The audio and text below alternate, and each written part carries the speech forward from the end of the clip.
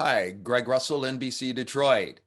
How Hey, are you? Greg. Hey, good. Good. How are you? Very well, sir. Good. Thank you. All right. Well, I had fun. I was going to say my cousin Keri Russell, they're always an excellent Yeah, job. thank you. Yes. Thank you. Kerry's never bad. No, not at all. Impossible. Gotta tell you, I mean, scary situation here. You're playing a school teacher. You notice one of the kids, is a little, has some things going on. And just hmm the more you find out, it's kind of like, maybe we should transfer him to another class. I don't know, but This is too much for me to take on. Yeah, right, right. yeah. That's not the way scary movies work. They always walk toward the danger. Always. You have to have the person going, don't do it. Don't do it. Which now you're taking me to the very next thing. I was saying, Scott, of course, when you make a movie like that, you do want that. Well, you succeeded. I was at the theater and people were there yelling at the screen, which is, I Good. just find is Yes. phenomenal. So that's got to be something really good. Yeah, I'll say. I mean, look, horror is best experienced communally. I'm so thrilled that you actually saw it on a big screen. I think it makes a big difference. But to Kerry's point, people in everyday life make illogical decisions. It happens all the time. That's true. So when you say to yourself, oh, well, that's not plausible. Why would someone go into that house? Well, she's going because she wants to confront this young boy's father, right?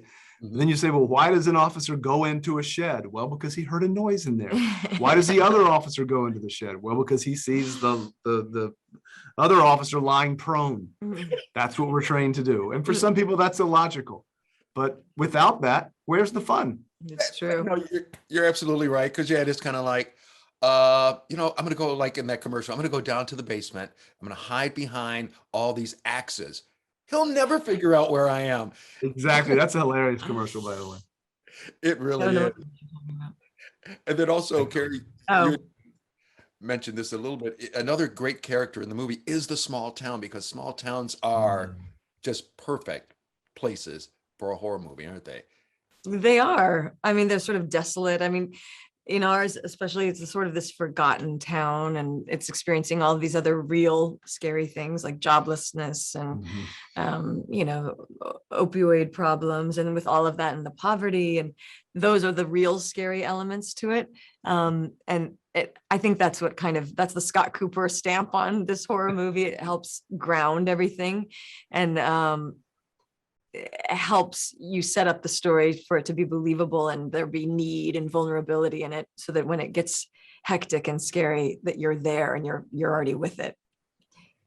Right. And then also, Scott, on the other part in regards to the story, it's also based off of urban legend and lore. So, I mean, that even makes it more, I think, appealing.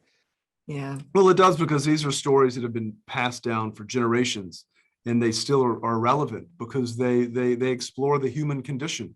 And whether you're Greek or you're Native American or you're Hispanic or whatever race, creed, religion one belongs to, you always have your forebears who are passing down stories, right? And myths and fables. And they all invariably all deal with the human condition, which is what this film is dealing with.